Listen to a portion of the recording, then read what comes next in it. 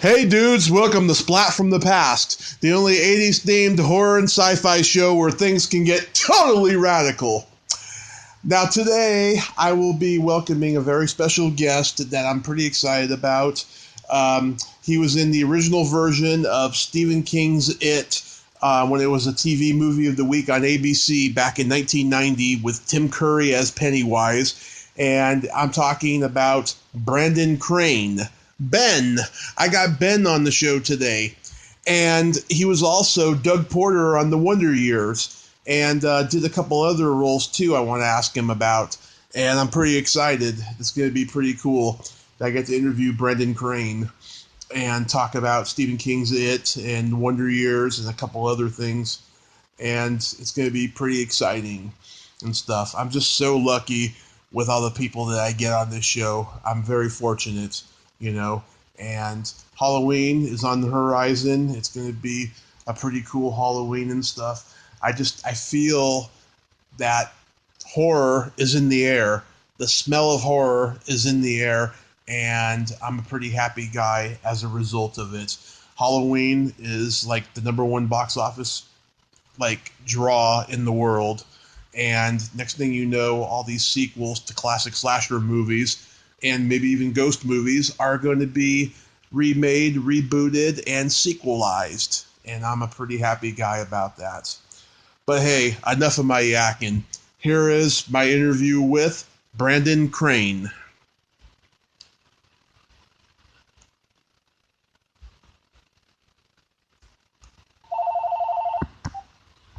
Hey, Brandon. Hey, how are you? I'm great. How you doing? Good, man. Sorry. It's, the Friday work and stiff routine. It's okay. It's okay. The same thing happened earlier with Tom Matthews. It ain't easy. Nah. I'm at your service. Awesome. So, yeah, thank you for taking the time tonight. I appreciate it. My pleasure.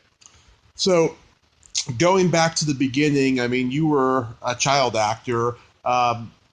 At what age did you get bit by the acting bug? It bit me when I was 4. I was at a party at my grandfather's house, and he was an actor. He got started in the 30s. He was in Gone with the Wind. Wow. But he was having a party at his house, and I think I was doing some kind of impression. I think it was Neil Diamond, and they thought it was funny and precocious, and someone who was there thought that I would do well in commercials. So I did that, and the first thing I ended up doing was a Skinny Peanut Butter commercial with Annette Funicello. Oh. Yeah. So I was 4, and I did a lot of stuff. Mostly, in fact, I think it was all commercials until 1984.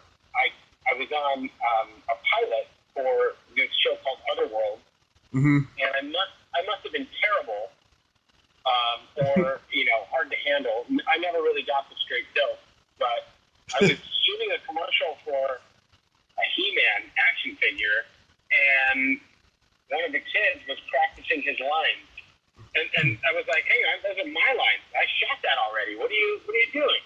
Yeah. And but so they were replacing me with some other kid who didn't look anything like me, but was a much better actor. So I learned I was replaceable. There was that, and then Wonder Years came later, and then It eventually. Yeah.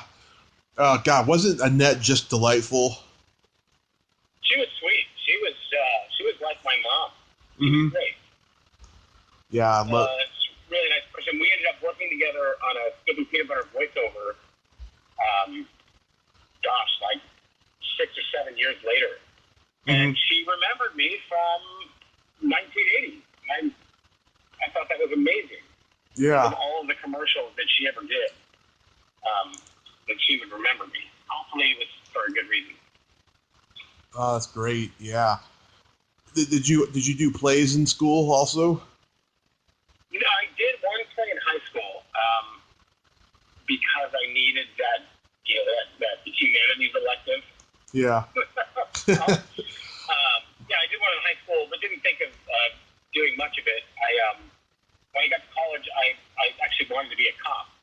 Oh.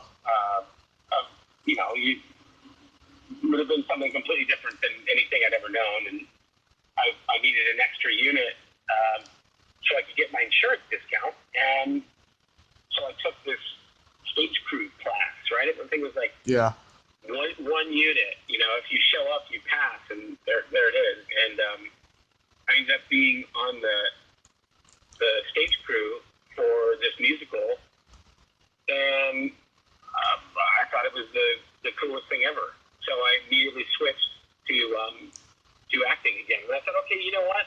I know I've already done the work, but how about I go to school, learn, the techniques, and then go back at it. And then I ended up doing mostly plays and musicals, with the odd commercial here and there. Yeah, so I ended up doing plays and musicals for another 10 years, and that was great. I loved that work. Yeah, it was pretty good training you got there. Yeah. So on your credits here, it says that you did an episode of Full House. I did. Yeah, what was that like? That was funny. I think it was just before I started on the Wonder Years. Mm-hmm. And so I was asked to play Foley, and everything I'd ever done was the comic relief, Twinkie eating sex.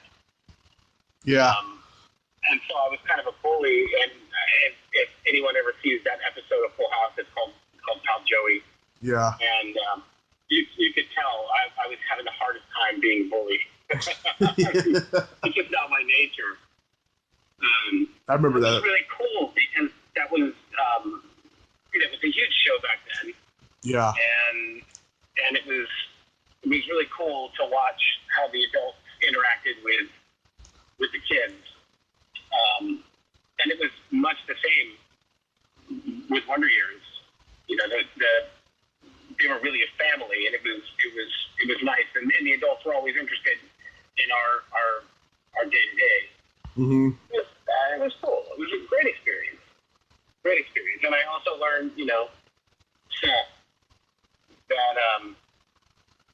when the audience laughs, obviously you need to keep a straight face. That's a hard thing to do. Yeah. If you don't know any better, and it was my first live audience sitcom.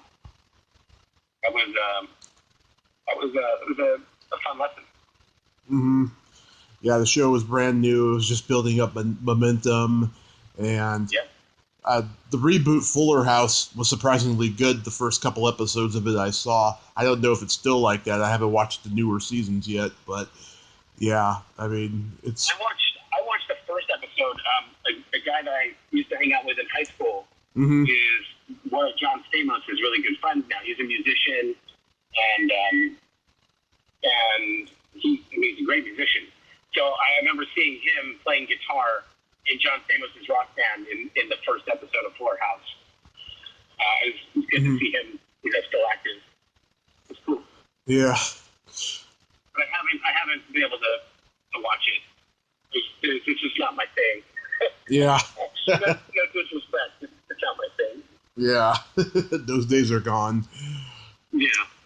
You did a couple episodes of It's Gary Shandling Show. I did. That was cool. Working with Gary Shandling, I had total respect for him because I watched the show. I loved the show. And I played two different characters. I played a strung-out football player, which was great because that's totally not me. The strung-out part or the football player part.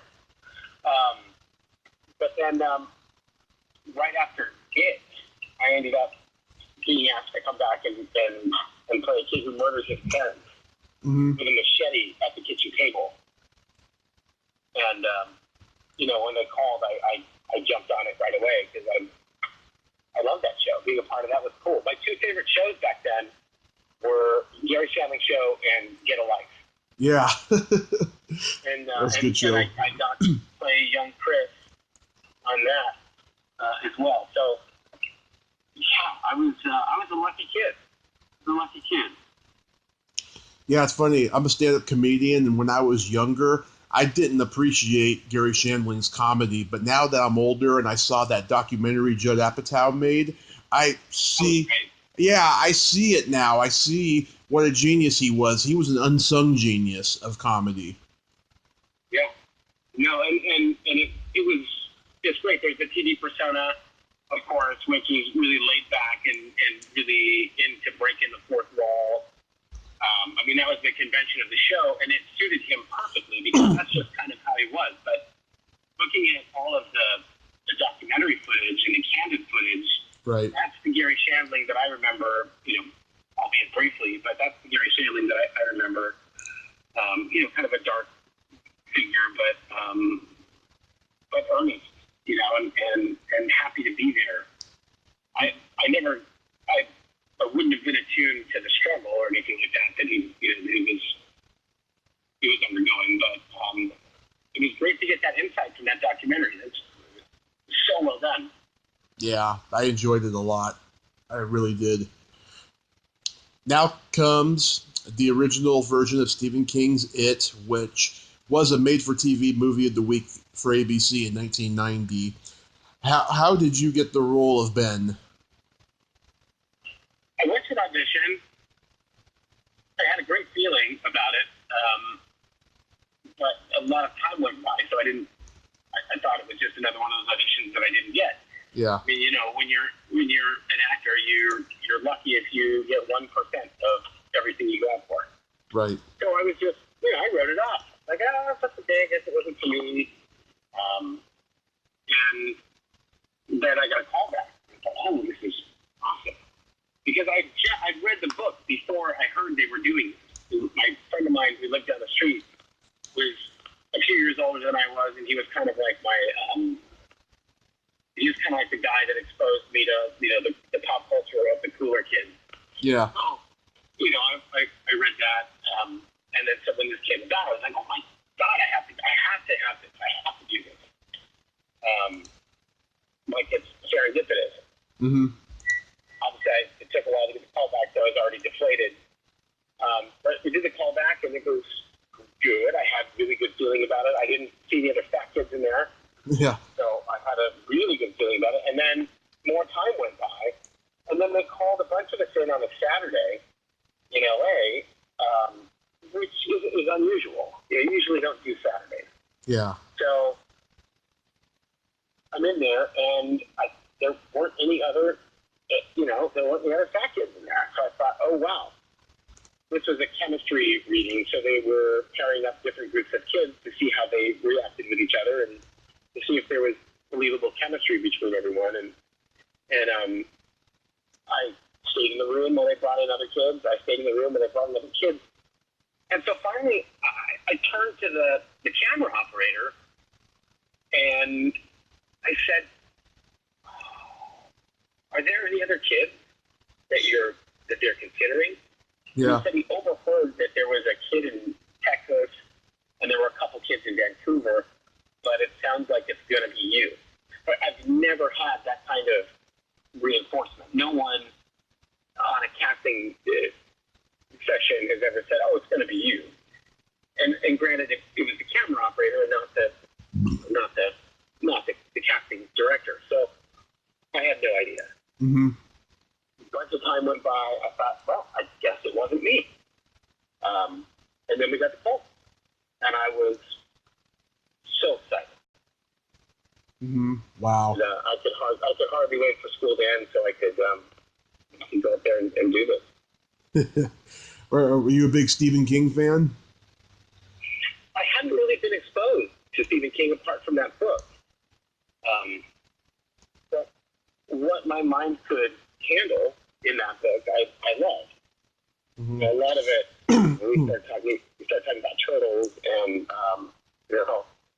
lepers and things that I couldn't really wrap my head around. Then, much less visualize. I kind of skimmed through that part, but I really enjoyed the kind of non-linear framework that I appreciate now. Yeah.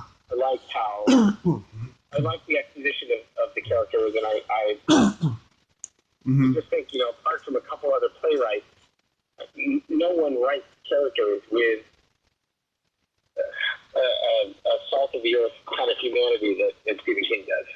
Yeah. I mean, his characters are just, three-dimensional, and they're just, fully formed.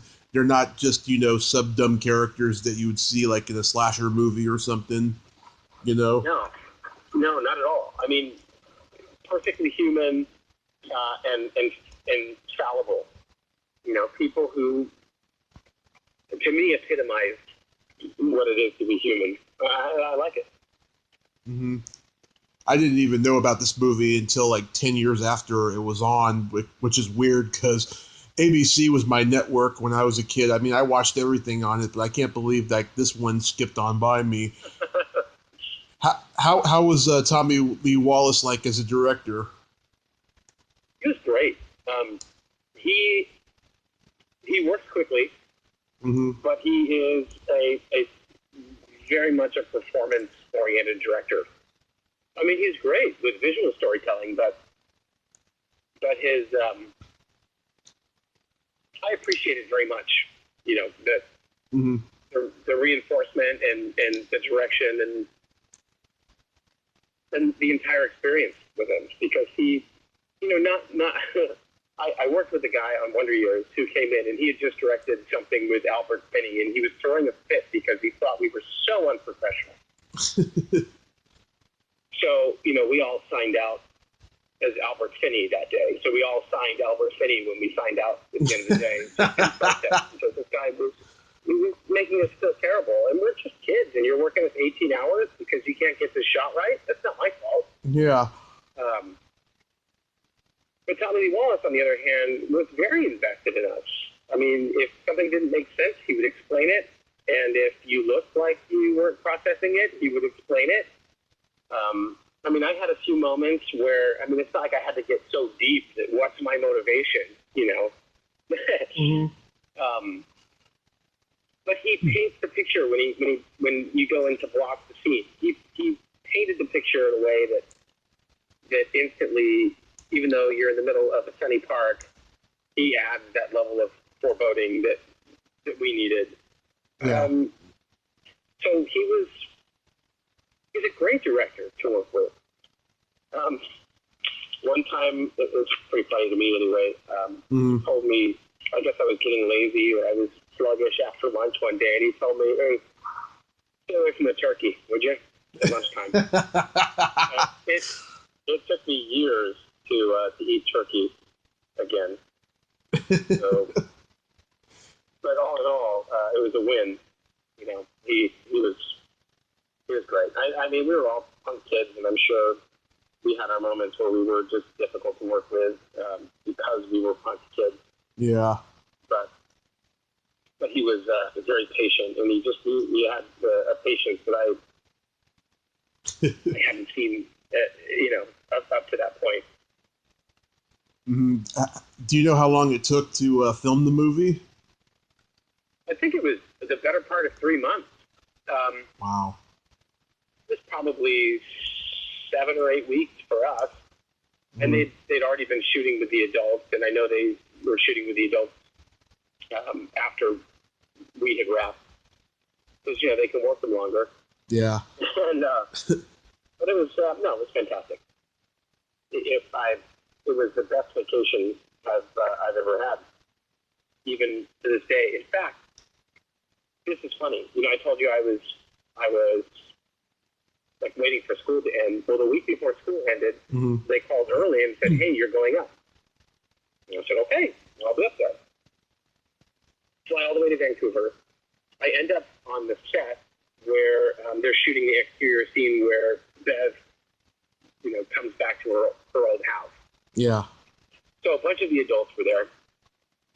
And I go in this trailer and we do some costume fittings and we sit down and Tommy Lee Wallace comes in and he's coaching the hairstylist how to give me this particular kind of flat top because it was the same flat top that he had when he was a kid.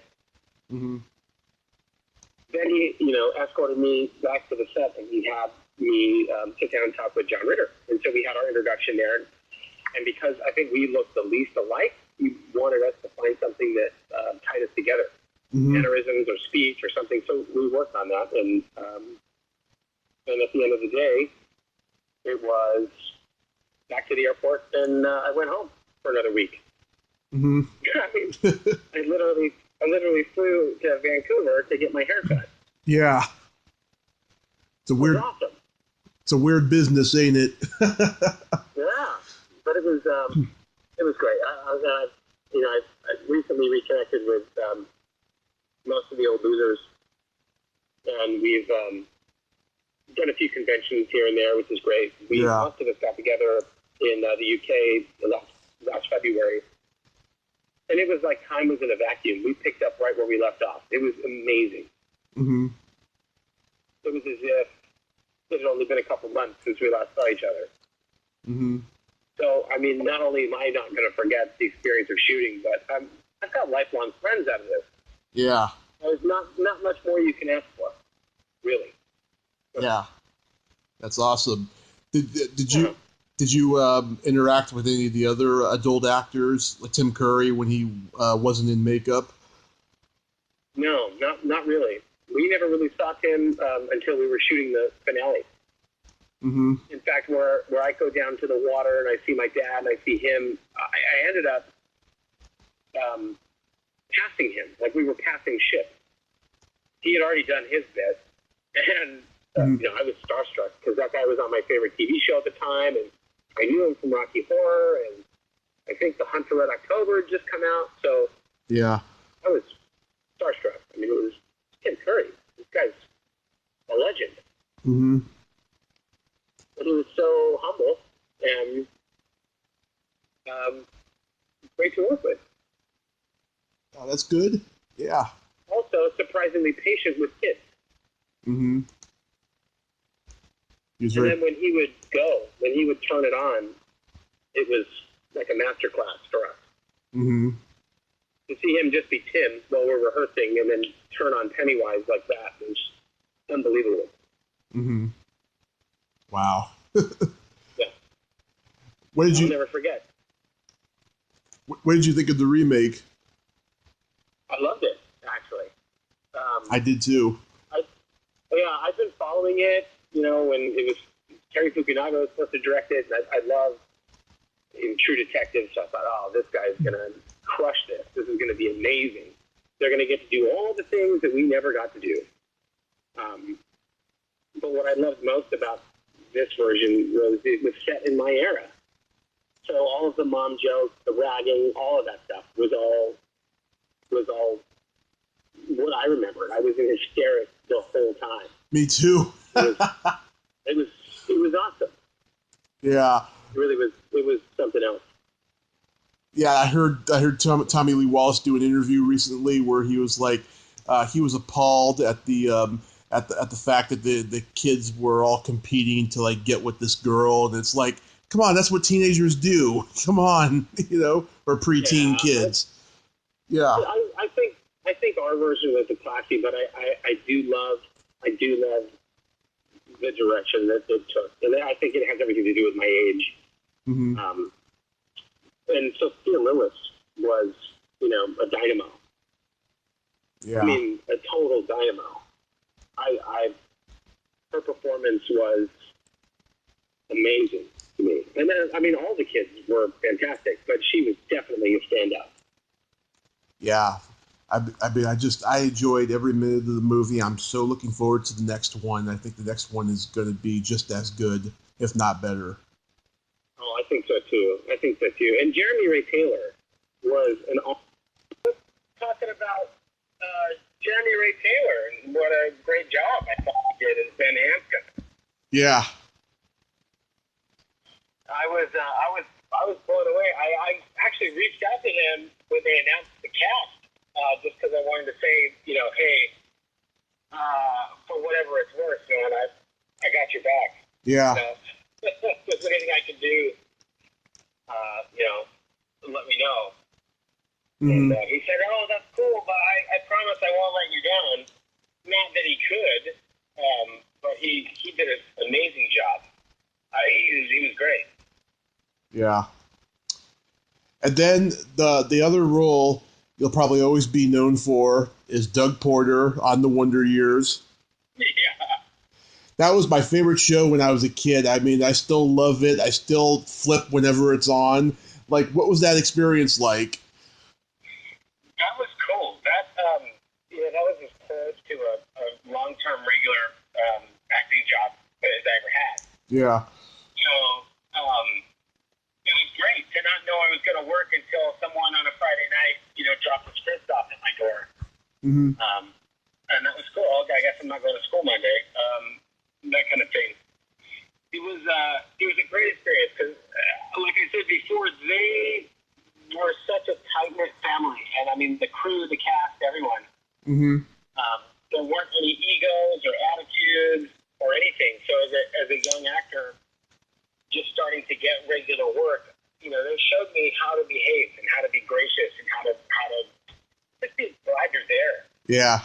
And not be some kind of prima donna like you see so many people become. I know it's not really fair to generalize, but I just, I've always been told that you're replaceable. Yeah. In fact, you're more replaceable than this script or this guy, the guy who's holding the boom mic. These people are well-oiled professionals, and actors are a dime a dozen. Yeah. And you know what? You're right. I don't disagree. Yeah, that's the unfortunate part. Why did Doug get written out of the show? I don't know, honestly. I know they were going to make a big change. I know they kept Michael Tricarico, who was Randy. Mm-hmm. They kept him, but I think that was it. He ended up with a whole new crew of friends. Yeah, like Andrew Bregman, who played Chuck later on. Right. Yeah. Yeah. Scott Nemeth, who was also on Gary Shandling's show. Yeah. Before that. So, yeah, I don't know. I think it was probably time for a change.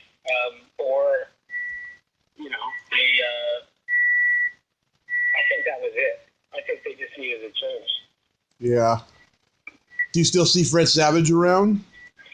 No, in fact, I haven't seen anyone from there face to face in a very long time. Mm-hmm. I remember sending a telegram to Fred Savage when he had his firstborn, but we had ours about the same time. I think just a couple days apart. Mm-hmm. But I since then I haven't heard from anyone really. I did connect with Josh Saniano on Twitter. Just exchange some niceties. Hey, how's it going? Blah blah blah. But really, the only reconnection I have to any of the old work has been with my old school losers. Mm-hmm. Thanks to these conventions and thanks to the new movie. Yeah. So what did you do after the show ended? Did you just decide you were going to quit acting? I did a couple of smaller things. I did some more commercials, and then the auditions. I think I hit a really weird age too. So the auditions got farther and farther apart. So I think my interest waned a bit. I wasn't nearly as busy as I was. And that's when I thought maybe I should look at something more noble, like the account. Mm-hmm. But I would find that wasn't for me. It wasn't for me. I'm glad I ran into the theater and did that forever. That was great. Mm-hmm. So what do you do now? So now I'm doing these conventions, but my day gig is I'm actually a commodities trader.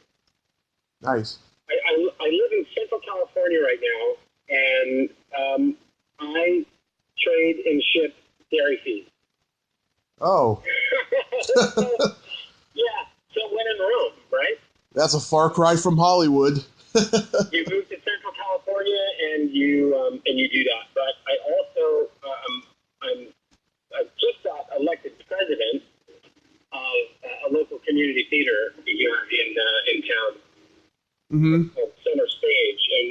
do Broadway style musicals.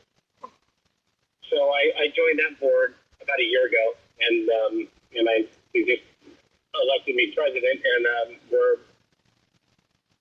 starting to grow this into something bigger than it has been. Mm-hmm. So that's a really exciting hobby for me on the side. So, my goal is to maybe inspire and help teach, and maybe even mentor aspiring actors and technicians, because I've had my time, I've had my fun. Yeah. But I'd like to see the next generation, go at it with the same confidence that I had. Yeah, I mean, at least you didn't become a lot of child actors, get hooked up on drugs and stuff. No, nobody ever took a picture of me with my, face buried in a pile of cocaine. Yeah. So it's good. I escaped that, but I think a lot of that is credited to me not working as much as some of these other kids. I mean, it was a part-time hobby for me, really. Mm-hmm. It was a week-to-week or a month-to-month type thing. For every week that I worked, there were 4 or 5 where I didn't. So I wasn't really ever entrenched in a scene, Yeah. When I got older, I wasn't a part of that. I always hung out with my friends from high school, and they were all really good kids. They were all better kids than me. Mm-hmm. I had nothing but positive, positive influences. Mm-hmm. So it was, I can see there are kids that it gets to, and especially when you're an actor and you find your niche and people keep feeding you pellets, they keep giving you work. Yeah. It makes things appear to come easy. So I can see how that makes you think that the rest of your life is going to be easy, and then you're hit with this shock of, oh, I have to work for that? Yeah. What? How come someone's taking care of this for me? Yeah. That kind of thing. There have been some moments where I was lucky enough to be told that that's what I'm going to be expecting. And so I was able to mitigate that. But it took me a little while, especially when I got out of high school and I was torn between the theater and this, what am I going to do for a living thing? Yeah. I was kind of shocked, not like some kind of whiny prince, but seriously like, whoa, I really have to go for this. Mm-hmm. You're right. It's not easy. So I better put my head down and get it done. Well, you made it through, and yeah. Yep, hallelujah. Mm-hmm. Do you have any upcoming convention appearances you want to plug? Yeah, they just dropped one today. Most of the losers, I think with the exception of Seth Green and obviously Jonathan Brandis. Yeah. We're going to be doing 2 conventions that I know of for sure. The first one will be the first one for me will be in the first weekend of March. Will be at Showmasters in London for their spring film and Comic-Con, which is going to be a massive show. We're so excited to be doing that. I know that Ben Heller is actually this weekend. He's with Tommy Lee Wallace, the director of it, and John Campopiano, who is working on that killer documentary about it. Mm-hmm. John has this great museum collection that he's sharing with some conventions over on the East Coast. So they're doing that this weekend in Niagara. Nice. And that's, you got some northern East Coasters want to go for a cool road trip and see some amazing things. You've got, screen used Pennywise outfits. He's got props from the show. He's got an amazing collection of photographs that no one has ever seen. He's got quite the collection of goods. And then I think most of us are getting together in London in March, and then April we'll be be in Dortmund, Germany for the Weekend of Hell, which I've heard is also a pretty cool show. Yeah. Yeah, but other than that, I don't think we've got anything else lined up, which is good since we're all working still. We have vacation time to worry about and things like that. Yeah, But it's great to get out there and meet people, especially people that are so influenced and so inspired by that. Something we did years ago and thought would be forgotten because Stephen King was making actual films at the same time. Mm-hmm. Pet Cemetery just before and Misery. It all became very mainstream again, and so we just thought, where's the TV movie forgotten soon? It's amazing. It's almost been 30 years and people still remember. Yeah. It's funny. I made 2 attempts to meet you at 2 different conventions, and the first one ended up getting canceled. Famous Monsters in San Jose. Yeah, that was going to be my first. Yeah. Yeah, I was so disappointed because I was going to meet you and Barbie Wilde and the cast of Dawn of the Dead and Day of the Dead. I was so mad that one got canceled. And then you were booked for Monsterpalooza in Pasadena, and I was all set to go. And then my friend who was going to go with me, he flaked out on me, and I didn't get to go. That was a great show. Yeah, Monsterpalooza is always the best. I go every year generally, but this year I had to skip both times. I was only there for the Friday because that was all they. I think there was a gap, and so they. I'm like the B team. You know what I mean? I go, we got a spot open. You come down, and that was an amazing experience. Everybody was so cool. Yeah. I mean, there were people who were they wanted to know every detail, the motivation behind every detail. And instead of, being annoyed or something, it invokes a memory that I may have forgotten about. So I love talking about this stuff because it's helping me remember maybe details that I have long since forgotten. So I love getting a chance to meet people. So I'm sorry I miss you. You got to come out to London in March. I wish I had the money to do that, but I'll keep my eyes peeled for anything you do in California, and I will be there. Yeah. No, I would love to do if it works out. I would love to do Monsterpalooza again. That Friday, it was a half day. It was the evening. Yeah. And I got to walk around the floor for a while before they opened the doors, and there were things there I'd never seen before. Yeah. I haven't seen at other conventions, so I would love to go back there. I even took my kids, my wife and my kids. Mm-hmm. We all walked around, and they had a great time. And it was their first exposure to conventions as well. So we loved the vibe, and everybody was cool. The traders were awesome. Yeah. I mean, there was art on this next level art there. Stuff I've never seen before. Amazing. Yeah, I love the Pasadena Convention Center. It is the best venue for a convention.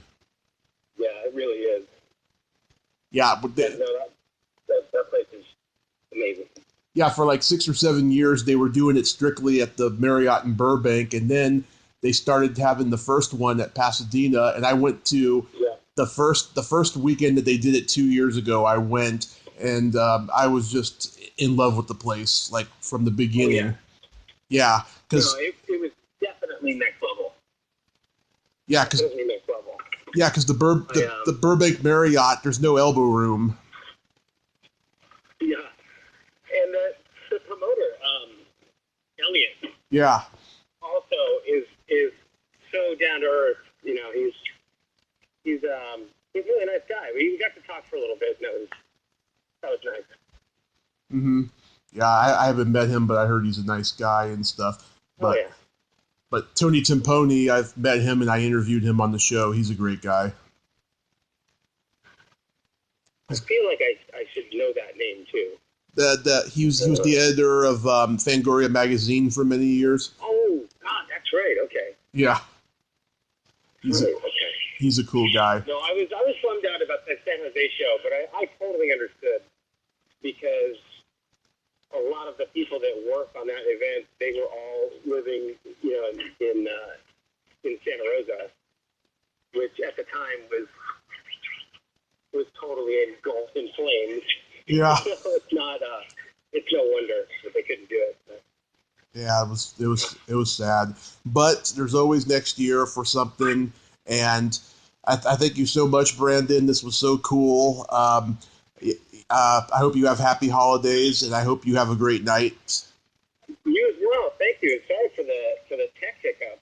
Yeah, it's okay. It happens quite a bit on the show. It's time to upgrade. But fortunately I edit, so everything will be cool. Okay, perfect. Well, yeah, I mean, drop me a line anytime, man. This is nice. If there's anything we've forgotten, just let me know. Sure, man. Thank you so much. That means a lot to me. Oh, cool. No, thank you for having me on. My pleasure. So you have yourself a great night. Yeah, you too. Thank you very much. Okay. Bye-bye. Bye. Well, there you have it. Brandon Crane. Ain't he a cool dude? Thank you so much, Brandon. You're a really nice guy. You grew up to be a nice guy from being a bratty kid in childhood. But I'm glad we got to do this interview. If you like this video, everyone, please subscribe to my YouTube channel. Add me as a friend on Facebook. Join my Tommy Kovac comedian page on Facebook. Follow me on Twitter and Instagram and all that fun stuff. Well, that's all the time we have this week on Splat from the Past.